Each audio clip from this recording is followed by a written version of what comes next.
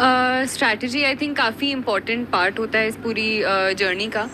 तो I think strategy में I think सबसे इम्पोर्टेंट होता है कि मटेरियल को सिफ्ट करना, क्योंकि मटेरियल बहुत ज़्यादा आजकल अवेलेबल है यूपीएससी में, चाहे डिजिटल हो चाहे मार्केट में अवेलेबल हो।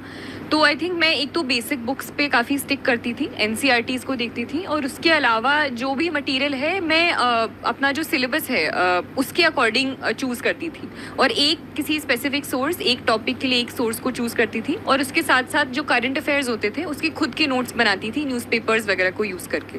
तो बाद में एक मेरे पास एक कंसोलिडेटेड मटेरियल होता था जिसको मैं रिवाइज कर सकती थी आराम से, और फिर बाद में प्रैक्टिस कर सकती थी।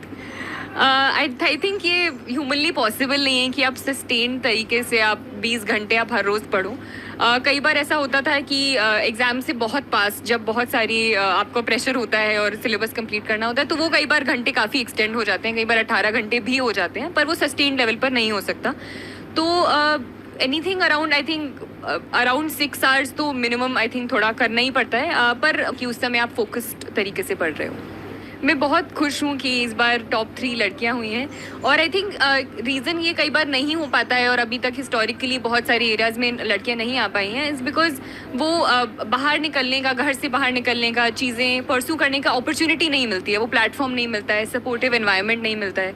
क्योंकि यूपीएससी जैसी तैयारी में कई बार आप घर पर बैठ कर नहीं कर सकते हो, थोड़ा एक्सपोजर चाहिए होता है, दिल्ली आना पड़ता है या अपने गाँव से बाहर निकलना पड़ता है। तो जैसे जैसे लड़कियों को वो प्लेटफॉर्म दिया जा रहा है, अपॉर्चुनिटीज़ दी जा रही हैं, तो धीरे धीरे हम नाम उनका हर जगह देख रहे हैं। नहीं, ऐसा नहीं होता। आई थिंक काफ़ी ज़्यादा ऐसे कई बार व्हाट्सएप फॉरवर्ड्स या फिर वायरल वीडियोस हो जाती हैं कि ये यूपीएससी के इस साल में पूछा गया था, तो इसमें ज़्यादा सच्चाई नहीं होती है। दूसरी एक चीज़ है कि जो मॉक इंटरव्यूज़ होते हैं, कई बार सोचते हैं वही एक्चुअल इंटरव्यूज़ हैं, तो वो भी नहीं होते हैं। कई बार नेचर ऑफ क्वेश्चंस काफ़ी डिफरेंट होता है, काफ़ी वेरिड भी होता है। तो वो आपके बैकग्राउंड से लेकर और आपका हॉबीज़ या फिर जनरल अवेयरनेस, काफ़ी सारी चीज़ें पूछते हैं। तो आई थिंक वो वाली चीज़ें तो नहीं होती है इतनी ज़्यादा जो आप। आई थिंक इसमें भी वेरिएशन होता है, क्योंकि मैं जैसे जब गई थी और मेरे कई दोस्त भी जिन्होंने इंटरव्यू किया था, तो वो कई बार काफ़ी डिफ़र कर जाता है। कई बार डैफ बेस्ड होता है, जो आपका डिटेल्ड एप्लीकेशन फॉर्म होता है उसी पर बेस्ड होता है, कई बार बिल्कुल उससे बाहर होता है, सिर्फ करंट अफेयर्स पर होता है। तो मेरा पर्सनली मैं थोड़ी नाखुश थी इंटरव्यू के बाद, क्योंकि मुझे लगा था कि थोड़ा और कॉन्वर्सेशनल अगर हो पाता, अगर ज़्यादा किसी ओपिनियन बेस्ड पर बात हो पाती तो शायद बेहतर होता। मेरा थोड़ा फैक्चुअल बेस्ड मुझे लगा था क्वेश्चन, जो हिस्ट्री पर काफ़ी फैक्चुअल क्वेश्चंस पूछे गए थे। तो मुझे हिस्ट्री के रिगार्डिंग एक तो जनरल कुछ क्वेश्चंस पूछे गए थे कि do you think history repeats itself, पूछा गया था चंपारण सत्याग्रह के बारे में, लिच्छवीज़ और मौर्याज़ के बारे में। फिर मुझे एक कंटिन्यूस वॉयज रिगार्डिंग कुछ क्वेश्चन पूछा गया था, वर्ल्ड वॉर, फिर लॉर्ड मेयो का असैसिनेशन, एक 1812 के वॉर के बारे में। तो काफ़ी फैक्चुअल क्वेश्चंस कुछ पूछे गए थे। उसके अलावा गवर्नेंस पर क्वेश्चंस पूछे गए थे, जो हमारा SDG सस्टेनेबल डेवलपमेंट गोल्स हैं उस पर पूछे गए थे। मेरा स्कूल जो है सरदार पटेल विद्यालय, मेरी हॉबीज़, तो ऐसा काफ़ी वेरीड सा एक था पूरा इंटरव्यू। हिस्ट्री हमेशा से मुझे बहुत इंटरेस्टिंग लगता था स्कूल से ही। तो सरदार पटेल विद्यालय में मेरी टीचर्स जो थी, जयश्री मैम, और पॉलिटिकल साइंस भी मीनाक्षी मैम पढ़ाती थी, तो मुझे हमेशा से बहुत इंटरेस्ट था सोशल साइंसेज में, हिस्ट्री स्पेसिफिकली। तो इस वजह से मैंने अपना ग्रेजुएशन हिस्ट्री चुना था। उसके पीछे सिविल सर्विसेज उस समय नहीं था कि कई लोग इसलिए लेते हैं, पर मेरा जेन्युइन इंटरेस्ट था हिस्ट्री पढ़ने में। उसके बाद फिर मैंने ऑप्शनल सब्जेक्ट जो हिस्ट्री चुना, वो इसलिए था क्योंकि मेरी फेमिलियरिटी भी थी सब्जेक्ट से, अवेयरनेस थी सिलेबस की भी, मैं पढ़ भी चुकी थी और इंटरेस्ट था। तो आई थिंक इंटरेस्ट एक बहुत मेजर फैक्टर होना चाहिए आपका ऑप्शनल सब्जेक्ट चुनने के लिए। कई लोग बोलते हैं कि इतना स्कोरिंग नहीं होता है, बहुत वास्ट सिलेबस होता है, पर मतलब it worked out for me, so I am happy.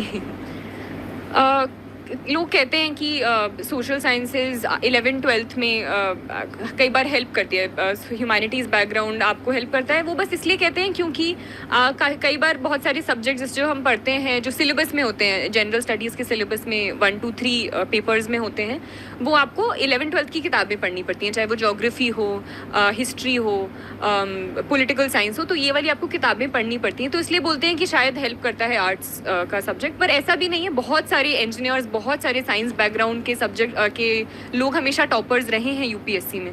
तो आई थिंक अपने इंटरेस्ट बेस्ड चीज़ें रखनी चाहिए 11th-12th में भी, और उसके आगे भी लोग मैकेनिकल इंजीनियरिंग ऑप्शनल लेकर भी निकालते हैं और सोशियोलॉजी ऑप्शनल लेकर भी निकालते हैं, तो पर्सन टू पर्सन और इंटरेस्ट पर डिपेंड करता है। हाँ, और मैं जेन्युइनली मानती हूँ कि कोचिंग उसकी नेसेसरीली इतनी ज़रूरत नहीं है। आप सीमित संसाधनों के साथ भी इफ़ेक्टिव गाइडेंस के साथ, तो गाइडेंस ज़्यादा इंपॉर्टेंट होती है, स्ट्रैटेजी ज़्यादा इंपॉर्टेंट होती है रादर देन कोचिंग में जाना, और वो काफ़ी हैवी फीस आपको कई बार देनी पड़ती है। तो आई थिंक काफ़ी ऐसे इनिशिएटिव्स हैं। इनफैक्ट मैं खुद जामिया में रेजिडेंशियल कोचिंग एकेडमी में थी, जहाँ गवर्नमेंट फंडेड वो है, तो उसको एक एग्जामिनेशन क्रैक करने के बाद आप वहाँ पर माइनॉरिटीज़, विमेन के लिए और मुस्लिम स्टूडेंट्स के लिए वहाँ पर वो कोचिंग मिलती है। तो ऐसे और भी आई थिंक क्रॉप अप कर रहे हैं अलग अलग जगह, तो ऐसे ऑप्शंस भी एक्सप्लोर करने को मिल सकते हैं।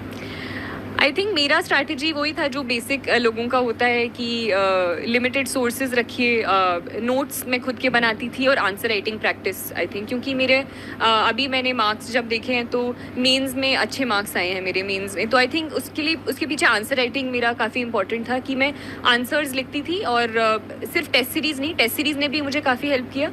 मैं और हमारी ग्रुप एक सेशन मतलब करते थे, आंसर राइटिंग सेक्शन, जिसमें हम 5 क्वेश्चन जैसे करें, तो वो प्रीवियस ईयर क्वेश्चन कई बार लिख लेते थे, कई बार जो बाकी टेस्ट सीरीज़ के क्वेश्चंस हैं वो लिख लेते थे, और उसके बाद एक मॉडल आंसर बनाते थे जो कि इसको कैसे बेहतर किया जा सकता है, क्या इंट्रोडक्शन में होना चाहिए, क्या एंड में होना चाहिए।